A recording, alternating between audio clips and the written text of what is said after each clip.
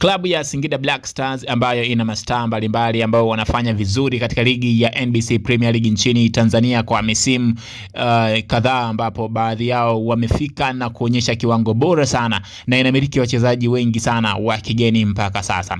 Jonathan Soa ni mchezaji ambaye ameingia ingizo jipya katika klabu ya Singida Black Stars, huku akionyesha kiwango bora sana, huku wengi wakitabilia klabu ya Singida Black Stars kuwa ni moja kati ya klabu ambazo zitakuwa na mafanikio makubwa ukiachana na klabu ya Simba, Yanga pamoja na Azam. Kwenye hiyo rank tatu Singida Black Stars wadau wamemuweka.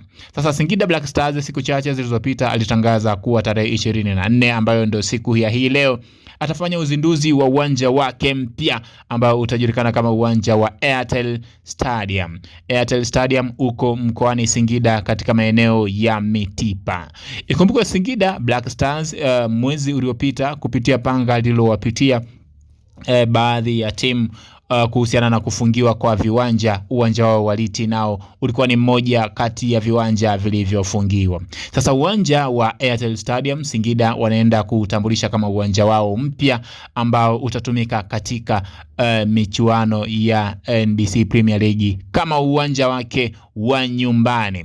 Kumbuka hii ni Flow Update inakuletea yote yaliyojiri huko, lakini nini kipo nyuma ya uwanja wa Singida Black Stars? Nani yupo nyuma ya uwanja wa Singida Black Stars?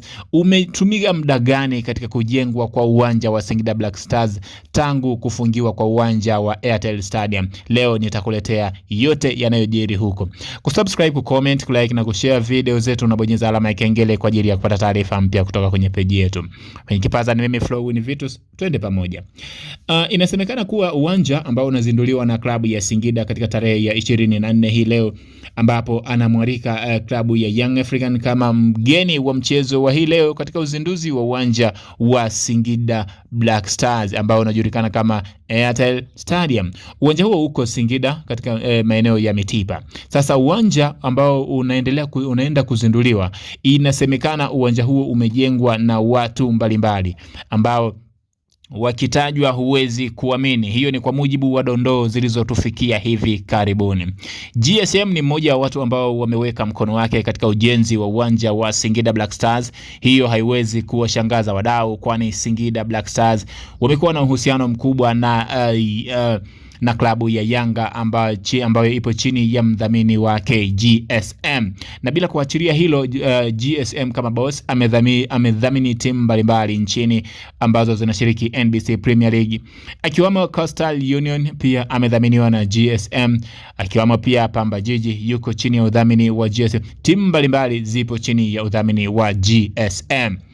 Azam TV nao wapo kwenye mkono wa ujenzi wa uwanja wa Singida Black Stars ambao unaenda kuzinduliwa hivi karibuni. Airtel Stadium ni uwanja ambao kwa renki za viwanja hapa nchini Tanzania tayari unaelekea kuwa ni uwanja ambao utaenda kuingia kwenye moja ya viwanja vitano bora nchini Tanzania. Ukiachana uwanja wa Benjamin William Mkapa, ukiachana na uwanja wa Azam Complex, unaachana na uwanja wa KMC Complex, Singida Black Stars na uwanja wake wa Airtel Stadium utaingia kwenye hiyo top 5. Mdhamini mwingine ambaye yuko nyuma ya ujenzi wa uwanja wa Singida Airtel Stadium ni Mo Dewji ambaye ni mdhamini wa klabu ya Simba, ambaye pia kwa namna moja au nyingine inasemekana ameweka mkono wake katika ujenzi wa uwanja wa Singida Black Stars Mitipa ambao unaenda kuzinduliwa hii leo, ambapo mchezo wa kirafiki ni dhidi ya Young African Sports Club. Sasa nini sasa kinafanya yote haya yaonekane kuwa na utata? Mo Dewji ni mdhamini wa klabu ya Simba, ambapo GSM ni mdhamini wa klabu ya Yanga. Mwaka mmoja kama sio miwili iliyopita, GSM aliweka udhamini wake katika ligi kuu ya NBC Premier League, ambapo klabu zinazoshiriki katika NBC Premier League zilitakiwa kuvaa jezi ambazo kwa moja ya nembo inayotakiwa ionekane nembo ya mdhamini wa ligi ambaye ni GSM. Simba ikiwa chini ya CEO Barbara Gonzalez walikataa kuvaa jezi ambayo ina logo ya GSM, kwani Yanga na Simba kuwa na utani wa jadi. Barbara Gonzalez aliweka wazi sababu zake za kukataa kuvaa jezi iliyokuwa na nembo ya GSM, ambapo baadhi ya klabu zilizogoma ni pamoja na Azam FC, Simba Sports Club, hata hivyo kupelekea nembo ya GSM kutovaliwa na timu zinazoshiriki ligi kuu, akiwa kama mdhamini wa ligi kwa ujumla. Sasa nini kipo nyuma ya yote haya?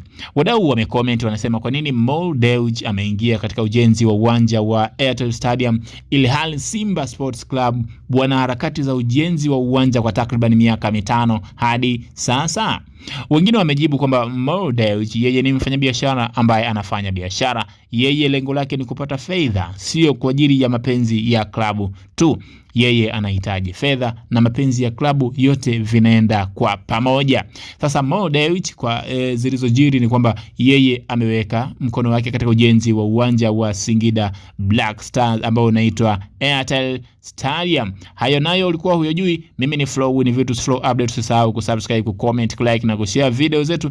Unabonyeza alama ya kengele kwa ajili ya kupata taarifa mpya kutoka kwenye peji yetu. Mimi nikutakia wakati mwema, lakini kumbuka wewe ni mtu wangu wa nguvu sana.